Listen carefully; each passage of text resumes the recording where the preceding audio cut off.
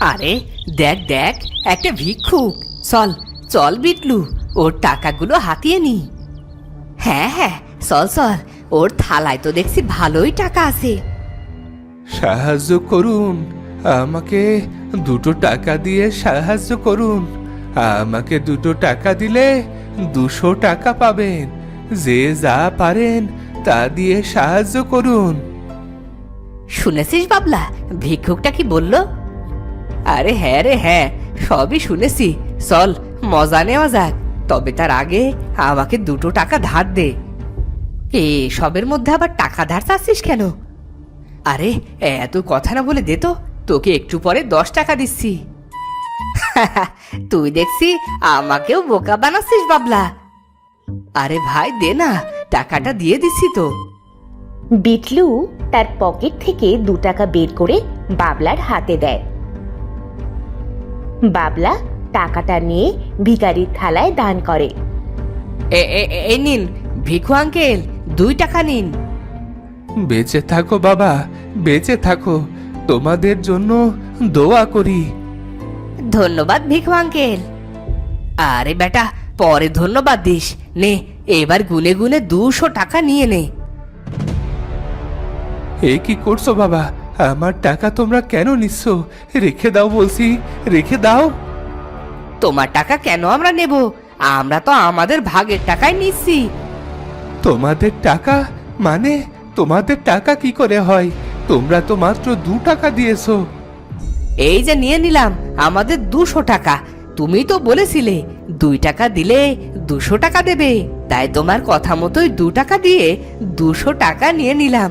এই বিটলু, চল বাড়ি চল। এই চোর, চোর আমার টাকা নিয়ে চলে যাচ্ছে, চোর।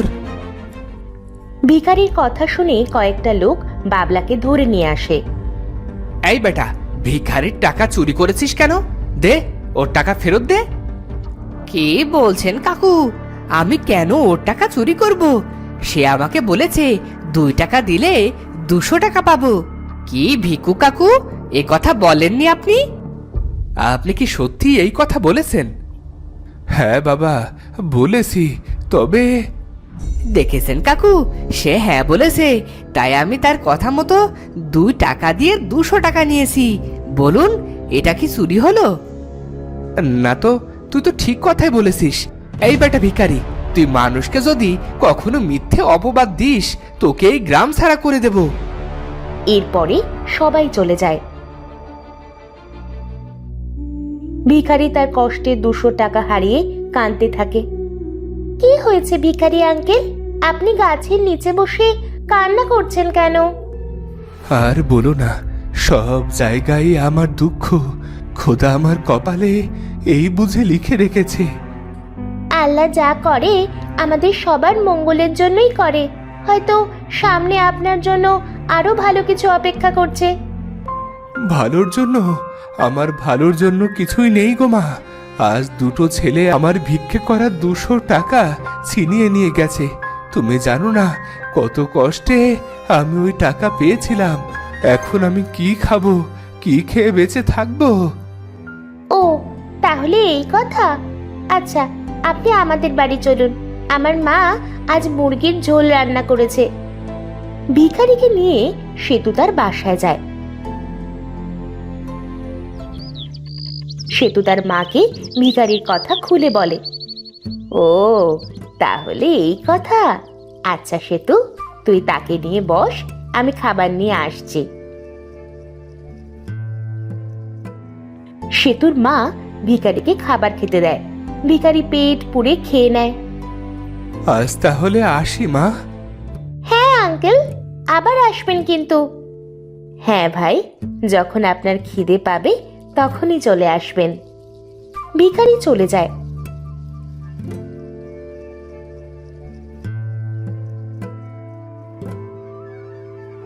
আর তখনই ভিখারির মনে পড়ে তার পুঁটুলি সে সেতুদের বাড়ি ফেলে আসছে। এই দেখো কি কাণ্ড, আমার ভিক্ষে করা থালাটা যে ফেলে এসেছি। যাই, আবার গিয়ে নিয়ে আসি। ভিখারি তার ফেলে আসা থালা নিতে সেতুদের বাড়ি আসে। আর তখন সে শুনতে পায় ঘরের ভেতরে সেতু আর তার মা কথা বলছে। মন খারাপ করো না মা, আজ রাতে না হয় না খেয়েই কাটাই। আমি তো না খেয়েই থাকতে পারবো, কিন্তু তুই তুই তো আর না খেয়ে থাকতে পারবি না বল। আজ মেহমান না আসলে হয়তো আমাদের রাতের খাবারটা বেঁচে যেত। ভিখারি বাইরে থেকে সব কথা শুনে সেতুদের বাড়ি থেকে চলে আসতে থাকে। হায় খোদা, এরা তো দেখছি দিন আনে দিন খায়, একেবারে আমার মতোই অবস্থা। আমাকে তাদের রাতের খাবার খাইয়েছে, আর এখন রাতে তারা উপোস করে থাকবে। এদের জন্য কিছু করতে পারলে নিজের কাছেই ভালো লাগতো। পরের দিন ভিখারি একটা গাছের নিচে বসে ভিক্ষা করছিল। কি গো কাকু, আজ কেমন রোজগার হলো? তা তোমরা তোমরা আবার এসেছো? যাও বলছি, যাও। বাবলাকে তো কাল 200 টাকা দিলে, আজও কি 2 টাকায় 200 টাকা পাবো? তোমরা আমার সাথে অন্যায় করেছো, যাও, ভাগো ভাগো বলছি। ভিখারির সাথে আবার অন্যায়? ভালোই ভালোই আজকে চাঁদাটা দিয়ে দাও, নয়তো কালকের মতোই হাল করব তোমার। চাঁদা? কিসের চাঁদা? ওরে বাবা, আমাদের এলাকায় ভিক্ষে করবে আর আমাদের চাঁদা দেবে না, তা কি করে হয়? এ কথা বলে তারা ভিখারির সব টাকা ছিনিয়ে নেয়। ভিখারি চোর চোর বলে চিৎকার করলে কয়েকজন লোক চলে আসে। আরে এখানে হচ্ছেটা কি? দেখুন না কাকু, আমরা এদিক দিয়ে যাচ্ছিলাম, আর তখনই এই ভিখারিটা আমাদের সব টাকা ছিনিয়ে নিয়ে ওর থালায় রেখে দিয়েছে। ভিখারি চোর, মার মার ওকে, মার। ভিখারিকে মেরে তারা চলে যায়। আজও সেতু ফেরার পথে ভিখারিকে গাছের তলায় শুয়ে থাকতে দেখে। এ কি হয়েছে আঙ্কেল? আপনার সারা শরীর দেখছি রক্তে রক্তাক্ত হয়ে আছে। ও তেমন কিছু না, ওই দুষ্টু ছেলে দুটো আজও আমার টাকা ছিনিয়ে নিয়ে এই হাল করেছে। ইস, চলুন আঙ্কেল, আমাদের বাড়ি চলুন। ভিখারিকে নিয়ে সেতু তাদের বাড়ি আসে। এরপরে সেতু আর সেতুর মা ভিখারির হাত পা কাপড় দিয়ে বেঁধে দেয়। শোন সেতু, লোকটার অবস্থা বেশ ভালো নয় মনে হচ্ছে রে। আমি আমাদের এই বাড়ির দলিল মণ্ডল মশাইকে দিয়ে কিছু টাকা নিয়ে আসি, তারপরে ডাক্তার নিয়ে লোকটার চিকিৎসা করাবো। ঠিক আছে মা, তুমি যা ভালো মনে করো। ভিখারি পাশের রুম থেকে সেতু আর সেতুর মায়ের সব কথা শুনে ফেলে। হায় খোদা, পৃথিবীতে এদের মতো মানুষ আছে বলেই এখনো পৃথিবী ধ্বংস হয়নি। আঙ্কেল, আপনার দেখছি জ্ঞান ফিরেছে। তা আঙ্কেল, আপনার পরিবারে কি কেউ আছে? পরিবার? পরিবার বলতে সবকিছুই ছিল, কিন্তু তা আজ অতীত। কি সেই অতীত আঙ্কেল? আমি আজ ভিখারি হলেও আগে আমি ভিখারি ছিলাম না। বিলেত দেশে প্রায় 30 বছর কাটিয়ে বউয়ের কাছে অনেক টাকা পাঠিয়েছিলাম। একদিন বিলেত শেষে দেশে এসে শুনি বউ আমার সব টাকা পয়সা নিয়ে অন্য আরেকজনকে বিয়ে করেছে। এদিকে অনেক বছর বিলেতে কাজ করতে করতে আমি অনেক কঠিন রোগে আক্রান্ত হয়ে পড়ি। এর জন্য আমি আর কাজ করতে পারি না, তাই সেই ভিখারির পদ বেছে নি। আপনার দেখছি আমাদের চেয়েও খারাপ অবস্থা। তোমাদের অবস্থা কি সেটা বলো? আমাদের পরিবারটা অনেক সুন্দর ছিল। আমি যখন ছোট ছিলাম তখন আমার বাবা বিলেতে কাজ করতে চলে যায়। সেই যে গেছে আর আসেনি। সবাই বলছিল যে বাবা নাকি মারা গেছে, আর তখন থেকে মা মণ্ডল বাড়িতে কাজ করে আমাদের সংসারের হাল ধরে। আর তখনই ভিখারি একের পর এক কাঁদতে শুরু করে।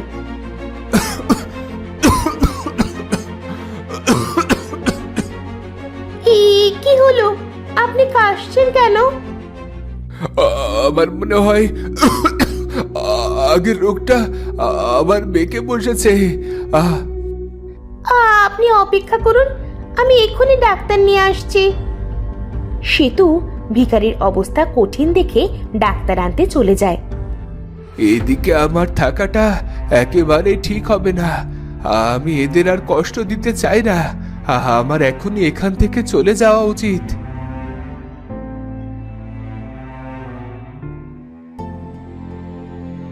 ভিখারি অসুস্থ শরীর নিয়ে সেতুদের বাড়ি থেকে বেরিয়ে জঙ্গলের দিকে যেতে থাকে। যেতে যেতে সে একসময় নদীর ধারে চলে আসে। না, আমি আর পারছি না। আমি আমি আর বাঁচতে চাই না এভাবে। এর সমাপ্তি আমাকে এখনই করতে হবে। ভিখারি নদীতে ঝাঁপ দিয়ে মৃত্যুর কথা ভাবে। সে নদীর কাছে যায়, আর তখন তার পায়ের কাছে একটা বোতল ভেসে আসে। আরে, এটা তো অনেক সুন্দর বোতল। ইস, এটা যদি সেতুকে উপহার দিতে পারতাম। ভিখারি বোতলের মুখ খোলে, আর তখনই তার সামনে এক বিশাল বড় দানব চলে আসে। কে কে আমাকে 7 বছর পর মুক্ত করলো? কে কে সে? আমি আমি এক সাধারণ ভিখারি, কিন্তু আপনি কে? আমি এক অভাগা জিন, যে নিজের একটা ভুলের কারণে এই পৃথিবীতে বন্দী হয়েছিলাম। কিন্তু তুমি আমাকে মুক্ত করলে। বলো বলো, তোমার কি চাই? আমি তোমার 3টি ইচ্ছে পূরণ করব। শেষ জীবনে নিজের জন্য কিছুরই প্রয়োজন নেই, কিন্তু সেতু ওর জন্য চাইতে পারলে মরেও শান্তি পাবো। বলো বলো, তোমার 3টি ইচ্ছে বলো ভিখারি। আমার প্রথম ইচ্ছে হলো সেতুর বাবাকে তার কাছে ফিরিয়ে দাও। হয়ে গেছে, সেতুর বাবা ফিরে এসেছে। সেতু, সেতু কোথায় তুই? তাড়াতাড়ি এদিকে আয়, দেখে যা মা, তোর বাবা ফিরে এসেছে। বাবা! আমার লক্ষ্মী সোনা সেতু। হ্যাঁ ভিখারি, এবার তোমার দ্বিতীয় ইচ্ছের কথা বলো। আমার ইচ্ছে শেষ হলে কোনো কষ্ট ছাড়া মৃত্যু দিও, যাতে কেউ আমার লাশ আর খুঁজে না পায়। হয়ে যাবে, এবার তোমার শেষ ইচ্ছে বলো। সেতুর মনে যে প্রথম আশা রয়েছে সেটা তুমি পূরণ করে দাও। ওর মনের প্রথম ইচ্ছাটা তুমি পূরণ করে দিলে আমার মনেও যে শান্তি আসবে। শেষ, দ্বিতীয় ইচ্ছে অনুযায়ী এবার তোমার মৃত্যুর পালা। দানব তার জাদু শক্তি দিয়ে ভিখারিকে ভস্ম করে দেয়, আর দানবও হাওয়ায় মিলিয়ে যায়। বাবা, আজ আমি অনেক খুশি। ভিক্ষুক আঙ্কেল, কোথায় তুমি? ফিরে এসো, দেখে যাও, আমার বাবাকে দেখে যাও। ভিখারির শেষ ইচ্ছে পূরণ হলো, এবার আমি দায়মুক্ত। আর সাথে সাথে সেতুদের বাড়ির সামনে ভিখারি আবার এসে পড়ল। বাবা, মা, ওই দেখো ভিক্ষুক আঙ্কেল। তো বন্ধুরা, ভিডিওটি কেমন লাগলো? যদি ভালো লাগে চ্যানেলটি সাবস্ক্রাইব করে বেল আইকনটি বাজিয়ে দিও। দেখা হচ্ছে পরের ভিডিওতে। ধন্যবাদ।